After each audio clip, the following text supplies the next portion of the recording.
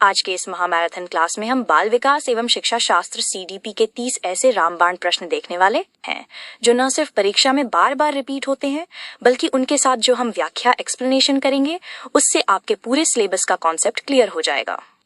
Q1 पियाजे के अनुसार वस्तु स्थायित्व ऑब्जेक्ट परमानेंस का गुण किस अवस्था में विकसित होता है? A संवेदी पेशीय अवस्था, B पूर्व संक्रियात्मक अवस्था, C मूर्त संक्रियात्मक अवस्था, D औपचारिक संक्रियात्मक अवस्था। सही उत्तर A संवेदी पेशीय अवस्था 0-2 वर्ष। व्याख्या इस अवस्था के अंत तक लगभग 18 to 24 महीने में बच्चे को ये समझ आ जाता है कि वस्तुएं सामने न होने पर भी उनका अस्तित्व बना रहता है, जैसे छिपे हुए खिलौने को ढूंढ लेना। Q2 भाषा विचार से पहले आती है। ये कथन किसका है? A जीन पियाजे, B लेव वाइगोत्स्की, C नॉर्म Chomsky, D B F Skinner. सही उत्तर B लेव वाइगोत्स्की। व्याख्या वाइगोत्स्की का मानना था कि शुरुआती सालों में भाषा और विचार अलग होते हैं, लेकिन बाद में भाषा विचार को निर्देशित करती है, भाषा पहले विचार बाद में। जबकि पियाजे मानते थे कि विचार पहले आता है और भाषा उसका अनुसरण करती है। Q3 बच्चों में भाषा सीखने की जन्मजात क्षमता इनेट कैपेसिटी होती है। ये किसका कथन है? A norm Chomsky, Noam Chomsky, B Vygotsky, C Skinner, D Pavlov. सही उत्तर A नॉर्म चोम्स्की। व्याख्या चोम्स्की के अनुसार बच्चों के दिमाग में एक जन्मजात भाषा अर्जन तंत्र होता है जिसे LAD लैंग्वेज एक्विजिशन डिवाइस कहा जाता है, जिसकी मदद से वे व्याकरण और भाषा तेजी से सीख जाते हैं। Q4 अनुकरण और सुदृढ़ीकरण इमिटेशन एंड रीइंफोर्समेंट के माध्यम से भाषा विकास पर किसने जोर दिया? A Chomsky, B पियाजे, C BF Skinner, D Vygotsky. सही उत्तर C BF स्किनर। व्याख्या स्किनर एक कट्टर व्यवहारवादी थे। उनका मानना था कि बच्चे अपने माता पिता या बड़ों की भाषा का अनुकरण करते हैं और जब वे सही बोलते हैं तो उन्हें शाबाशी पुनर्बलन मिलती है, जिससे वे भाषा सीखते हैं। Q5 लड़के गणित में अच्छे होते हैं और लड़कियां कला में। ये कथन किसको दर्शाता है? A लैंगिक समानता, B लैंगिक रूढ़िवादिता जेंडर स्टेरियोटाइपिंग, C लैंगिक पहचान, D सही दृष्टिकोण। सही उत्तर B लैंगिक रूढ़िवादिता gender stereotyping.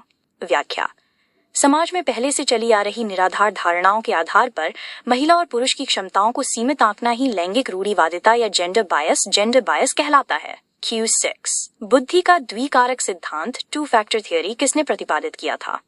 A Thurstone, B Spearman, C Guilford, D Binet. सही उत्तर B स्पीयरमैन। व्याख्या चार्ल्स स्पीयरमैन ने बुद्धि के 2 कारक बताए। 1 G फैक्टर जनरल फैक्टर सामान्य कारक जो जन्मजात होता है। 2 S फैक्टर स्पेसिफिक फैक्टर विशिष्ट कारक जो अर्जित किया जाता है। Q7 हार्वर्ड गार्डनर के बहुबुद्धि सिद्धांत थियोरी ऑफ मल्टीपल इंटेलिजेंसेस के अनुसार एक कवि या लेखक में किस प्रकार की बुद्धि की प्रधानता होती है? A स्थानिक बुद्धि स्पेशल, B भाषाई बुद्धि लिंग्विस्टिक, C तार्किक गणितीय बुद्धि, D अंतरावैयक्तिक बुद्धि। सही उत्तर B भाषाई बुद्धि लिंग्विस्टिक। व्याख्या गार्डनर ने शुरू में 7 अब कुल 8 9 प्रकार की बुद्धियों का वर्णन किया है। शब्दों और भाषा पर मजबूत पकड़ रखने वालों जैसे कवि, लेखक, वकील में भाषाई बुद्धि अधिक होती है। Q8 बुद्धि लब्धि IQ का सूत्र सबसे पहले किसने पूर्ण रूप से दिया था? A stern, B Terman, C बिने, D वेक्सलर। सही उत्तर B टर्मन। व्याख्या IQ का संप्रत्यय कॉन्सेप्ट विलियम स्टर्न ने 1912 में दिया था, लेकिन वर्तमान प्रसिद्ध सूत्र टर्मन ने 1916 में दिया। Q9 यदि एक बच्चे की मानसिक आयु MA 12 वर्ष है और वास्तविक आयु CA 10 वर्ष है तो उसकी बुद्धि लब्धि IQ क्या होगी? A 100, B 120, C 80, D 110। सही उत्तर B 120। व्याख्या टर्मन की तालिका के अनुसार 120 IQ वाला बच्चा तीव्र उत्कृष्ट बुद्धि सुपीरियर की श्रेणी में आता है। Q10 बुद्धि का त्रिविमीय सिद्धांत 3 dimensional theory structure of intellect किसने दिया? A Cattell, B JP Guilford, C Thurstone, D पियाजे। सही उत्तर B JP गिलफोर्ड। व्याख्या। गिलफोर्ड ने बुद्धि का डिब्बा मॉडल या एसआई मॉडल दिया था जिसमें 3 विमाएं बताई गईं: संक्रिया ऑपरेशंस, विषय वस्तु कंटेंट और उत्पाद प्रोडक्ट। Q11 व्यक्तित्व मापन की रोरशा स्याही धब्बा परीक्षण रोरशाच इंक ब्लॉट टेस्ट किस प्रकार की तकनीक है? A. आत्मनिष्ठ Vidhi, B. वस्तुनिष्ठ विधि, C. प्रक्षेपी तकनीक प्रोजेक्टिव टेक्निक, D. प्रयोगात्मक विधि। सही उत्तर C. प्रक्षेपी तकनीक। व्याख्या। हरमन रोरशाह द्वारा विकसित इस टेस्ट में 10 स्याही के धब्बों वाले कार्ड होते हैं। ये व्यक्ति के अचेतन मन को जानने की एक प्रक्षेपी प्रोजेक्टिव विधि है। Q12 अंतर्मुखी इंट्रोवर्ट और बहिर्मुखी एक्सट्रोवर्ट व्यक्तित्व का वर्गीकरण किसने किया था? A. Jung von Jung, Carl Jung, B. Sheldon, C. Kretschmer, D. Allport. सही उत्तर A. Jung von Jung. व्याख्या। कार्ल जुंग ने मनोवैज्ञानिक लक्षणों के आधार पर व्यक्तित्व को 3 भागों में बांटा: अंतर्मुखी, कम बोलने वाले, अकेले रहने वाले; बहिर्मुखी, मिलनसार, सामाजिक और उभयमुखी, दोनों का मिश्रण। Q13 प्रगतिशील शिक्षा प्रोग्रेसिव एजुकेशन के जनक कौन माने जाते हैं? A. John Dewey, John Dewey, B. Froebel, C. Montessori, D. Rousseau. सही उत्तर A. John Dewey. व्याख्या। जॉन डीवी ने लर्निंग बाय डूइंग करके सीखना और बाल केंद्रित शिक्षा पर जोर दिया। उन्होंने लैब स्कूलों की स्थापना की और शिक्षा को एक त्रिध्रुवीय प्रक्रिया ट्राइपोलर प्रोसेस शिक्षक, बालक और पाठ्यक्रम माना। Q14 क्रिएटिविटी सृजनात्मकता मुख्य रूप से किससे संबंधित होती है? A. अभिसारी चिंतन कन्वर्जेंट थिंकिंग, B. अपसारी चिंतन divergent thinking, C. Modelling, D. अनुकरण। सही उत्तर B. अपसारी चिंतन डाइवर्जेंट थिंकिंग। व्याख्या। अपसारी चिंतन का मतलब होता है आउट ऑफ द बॉक्स सोचना, यानी किसी एक समस्या के कई अलग अलग और अनोखे समाधान सोचना। यही सृजनात्मकता की मुख्य पहचान है। Q15 निम्नलिखित में से कौन सा कारक अधिगम लर्निंग को सकारात्मक रूप से प्रभावित करता है? A. परीक्षा का डर, B. सहपाठियों से प्रतियोगिता, C. अर्थपूर्ण जुड़ाव मीनिंगफुल एसोसिएशन, D. माता पिता का दबाव। सही उत्तर C. अर्थपूर्ण जुड़ाव मीनिंगफुल एसोसिएशन। व्याख्या। जब नया ज्ञान बच्चे के वास्तविक जीवन और पुराने अनुभवों से अर्थपूर्ण तरीके से जुड़ता है तो अधिगम स्थायी और प्रभावी होता है। बाकी तीनों कारक नकारात्मक तनाव पैदा करते हैं। Q16 डिसलेक्सिया मुख्य रूप से किस अक्षमता से संबंधित है? A. लिखने की अक्षमता, B. पढ़ने की अक्षमता, C. गणितीय गणना की अक्षमता, D. चलने की अक्षमता। सही उत्तर B. पढ़ने की अक्षमता। व्याख्या। डिसलेक्सिया एक पठन विकार रीडिंग डिसऑर्डर है जिसमें बच्चा अक्षरों को पहचानने और पढ़ने में गलती करता है, जैसे 100 को वॉज पढ़ना। डिस्ग्राफिया लिखने से और डिस्कैल्कुलिया गणित से संबंधित है। Q17 गणित संबंधी अधिगम अक्षमता को निम्नलिखित में से किस नाम से जाना जाता है? A. Dyslexia, B. Dyspraxia, C. Dyscalculia, D. Dysthymia. सही उत्तर C. डिस्कैल्कुलिया। व्याख्या। कैलकुलिया शब्द कैलकुलेटर से बना है जिसका अर्थ गणना करना है। इसमें छात्र को अंक गणित समझने और गणना करने में गंभीर कठिनाई होती है। Q18 समावेशी शिक्षा इंक्लूसिव एजुकेशन का मुख्य उद्देश्य क्या है? A. केवल विशेष बच्चों को शिक्षा देना, B. सामान्य और विशिष्ट दिव्यांग बच्चों को एक ही छत के नीचे बिना भेदभाव के शिक्षा देना, C. केवल आर्थिक रूप से कमजोर बच्चों को पढ़ाना, D. लड़कों और लड़कियों के लिए अलग स्कूल खोलना। सही उत्तर B. सामान्य और विशिष्ट बच्चों को एक ही छत के नीचे बिना भेदभाव के शिक्षा देना। व्याख्या। समावेशी शिक्षा का नारा है सभी के लिए शिक्षा। ये व्यवस्था कहती है कि व्यवस्था को बच्चे के अनुरूप बदलना चाहिए, न कि बच्चे को व्यवस्था के अनुरूप। Q19 राष्ट्रीय पाठ्यचर्या रूपरेखा 2005 NCF 2005 के अनुसार शिक्षक की भूमिका क्या होनी चाहिए? A. सत्तावादी, B. अधिनायकीय, C. सुविधादाता फैसिलिटेटर, D. अनुमति परक। सही उत्तर C. सुविधादाता फैसिलिटेटर। व्याख्या। NCF 2005 और नई शिक्षा नीति NEP के अनुसार शिक्षक ज्ञान देने वाला बॉस नहीं है, बल्कि वो बच्चों को खुद ज्ञान का निर्माण करने का माहौल देने वाला सुविधादाता या मार्गदर्शक है। Q20 शिक्षा का अधिकार अधिनियम 2009 RTE 2009 के तहत 6 से 14 वर्ष के बच्चों को कैसी शिक्षा का अधिकार है? A. विशेष शिक्षा, B. व्यावसायिक शिक्षा, C. मुफ्त और अनिवार्य शिक्षा free and compulsory education, D. उच्च शिक्षा। सही उत्तर C. मुफ्त और अनिवार्य शिक्षा व्याख्या। RTE 2009 के तहत अनुच्छेद 21A के अंतर्गत 6 से 14 वर्ष के सामान्य बच्चों और दिव्यांग बच्चों के लिए 6 से 18 वर्ष के लिए मुफ्त और अनिवार्य शिक्षा का मौलिक अधिकार दिया गया है। ये कानून 1 अप्रैल 2010 से पूरे देश में लागू हुआ था। Q21 पियाजे के अनुसार संज्ञानात्मक कार्यविधि की दो मुख्य विशेषताएं कौन सी हैं? A. संगठन और अनुकूलन, organisation and adaptation. B. Schema और इमेज। C. आत्मसातीकरण और संरक्षण। D. इनमें से कोई नहीं। सही उत्तर A. संगठन और अनुकूलन। व्याख्या।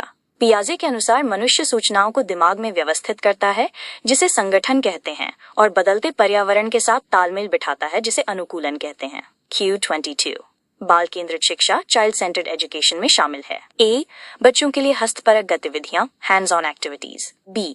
बच्चों का एक कोने में बैठना। C. प्रतिबंधित परिवेश में अधिगम। D. वे गतिविधियां जिनमें खेल शामिल नहीं होते। सही उत्तर A. बच्चों के लिए हस्तपरक गतिविधियां। व्याख्या। बाल केंद्रित शिक्षा में बच्चा केंद्र में होता है। उसे करके सीखने, लर्निंग बाय डूइंग के भरपूर मौके और खुद प्रयोग करने की आजादी हस्तपरक गतिविधियां दी जाती है। Q23 सीखी गई बात को स्मरण रखने या पुनः स्मरण करने में असफल होना क्या कहलाता है? A. विस्मरण forgetting। B. कल्पना। C. ध्यान। D. स्मृति। सही उत्तर A. विस्मरण forgetting। व्याख्या। जब सीखी गई जानकारी को जरूरत पड़ने पर याद न किया जा सके तो उसे विस्मृति या विस्मरण कहते हैं। एबिंगहॉस ने विस्मरण पर सबसे पहला प्रयोग किया था। Q24 मैस्लो के अभिप्रेरणा सिद्धांत मैस्लोज हायरार्की ऑफ नीड्स में सबसे पहली और बुनियादी आवश्यकता कौन सी है? A. सुरक्षा की आवश्यकता। B. आत्मसम्मान की आवश्यकता। C. शारीरिक दैहिक आवश्यकताएं फिजियोलॉजिकल नीड्स। D. आत्मसिद्धि की आवश्यकता। सही उत्तर C. शारीरिक दैहिक आवश्यकताएं। व्याख्या। अब्राहम मैस्लो ने मांग का सिद्धांत दिया जिसमें 5 स्तर हैं। सबसे बुनियादी जरूरतें रोटी, कपड़ा, मकान, भूख, प्यास शारीरिक हैं। सबसे अंतिम और उच्च स्तर आत्मसिद्धि सेल्फ एक्चुअलाइजेशन है। Q25 माइक्रो टीचिंग सूक्ष्म शिक्षण के भारतीय प्रतिमान में कुल कितना समय निर्धारित है? A. 40 minute. B. 36 minute. C. 45 minute. D. 30 minute. सही उत्तर B. 36 मिनट। व्याख्या। NCERT के अनुसार भारतीय सूक्ष्म शिक्षण चक्र की कुल अवधि 36 मिनट होती है। पाठ योजना निर्माण के बाद शिक्षण 6 मिनट, प्रतिपुष्टि 6 मिनट, पुनः पाठ योजना 12 मिनट, पुनः शिक्षण 6 मिनट, पुनः प्रतिपुष्टि 6 मिनट इक्वल्स कुल 36 मिनट। Q26 शिक्षण की किंडरगार्टन विधि किंडरगार्टन मेथड का प्रतिपादन किसने किया था? A. Cook. B. Froebel. C. Montessori. D. Dalton. सही उत्तर B. फ्रोबेल। व्याख्या। जर्मन शिक्षा शास्त्री फ्रेडरिक फ्रोबेल ने किंडरगार्टन बच्चों का बगीचा विधि दी।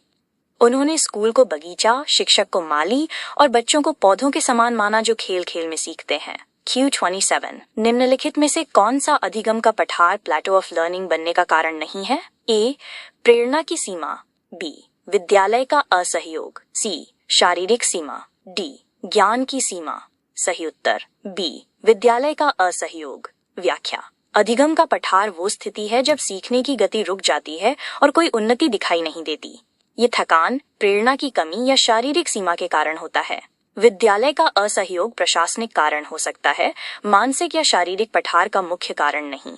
Q28 मूल प्रवृत्तियों इंस्टिंक्ट्स को 14 प्रकार से किसने वर्गीकृत किया है? A. Drever. B. McDougall. C. Thorndike. D. Woodworth. सही उत्तर B. मैकडूगल। व्याख्या। विलियम मैकडूगल ने मूल प्रवृत्ति का सिद्धांत दिया। उन्होंने बताया कि मनुष्य में 14 जन्मजात मूल प्रवृत्तियां होती हैं और हर मूल प्रवृत्ति से एक संवेग इमोशन जुड़ा होता है, जैसे भय मूल प्रवृत्ति से भागना। Q29 अधिगम का स्थानांतरण ट्रांसफर ऑफ लर्निंग क्या है? A. एक परिस्थिति में सीखे गए ज्ञान का दूसरी परिस्थिति में प्रयोग। B. सीखी गई बात को भूल जाना। C. कक्षा में चुपचाप बैठना। D. परीक्षा में नकल करना। सही उत्तर A. एक परिस्थिति में सीखे गए ज्ञान का दूसरी परिस्थिति में प्रयोग। व्याख्या। जब पहले सीखा गया ज्ञान किसी नई स्थिति में काम आता है तो उसे अधिगम स्थानांतरण कहते हैं। ये सकारात्मक, मददगार, नकारात्मक, बाधक या शून्य कोई प्रभाव नहीं हो सकता है। Q30 पियाजे के अनुसार संरक्षण कंजर्वेशन का संप्रत्यय किस अवस्था में आता है? A. संवेदी पेशीय अवस्था। B. पूर्व संक्रियात्मक अवस्था। C. मूर्त संक्रियात्मक अवस्था 7-11 वर्ष। डी औपचारिक संक्रियात्मक अवस्था। सही उत्तर सी मूर्त संक्रियात्मक अवस्था। व्याख्या। मूर्त संक्रियात्मक अवस्था में बच्चा ये समझने लगता है कि किसी वस्तु की आकृति या बर्तन का आकार बदलने से उसकी मात्रा क्वांटिटी पर कोई फर्क नहीं पड़ता। पूर्व संक्रियात्मक अवस्था में इस गुण का अभाव होता है। तो दोस्तों, ये थे अपटेट सीडीपी के वो 30 अति महत्वपूर्ण प्रश्न और उनकी पूरी व्याख्या जो आपके आगामी परीक्षा के लिए गेम चेंजर साबित होने वाले हैं। मुझे पूरा विश्वास है कि अगर आपने इन सभी कॉन्सेप्ट्स को अच्छे से नोट कर लिया है तो परीक्षा हॉल में जब आप बैठेंगे तो सीडीपी के 30 प्रश्न आपको बहुत आसान लगेंगे। अब जल्दी से नीचे कमेंट करके बताइए कि आपके इनमें से कितने प्रश्न बिल्कुल सही हुए। अगर आपको ये मैराथन क्लास पसंद आई है तो वीडियो को लाइक करना बिल्कुल मत भूलिएगा और अपने सभी दोस्तों के साथ जो यूपी टेट की तैयारी कर रहे हैं उनके साथ इसे शेयर जरूर कीजिए। चैनल पर नए हैं तो क्वेश्चनपुर को अभी सब्सक्राइब कर लीजिए और बेल आइकॉन दबा दीजिए ताकि आगे आने वाली हिंदी, मैथ और ईवीएस की महा मैराथन क्लासेस आपसे मिस ना हो। मिलते हैं आपसे अगली क्लास में। तब तक के लिए पढ़ते रहिए, मुस्कुराते रहिए। जय हिंद, वंदे मातरम।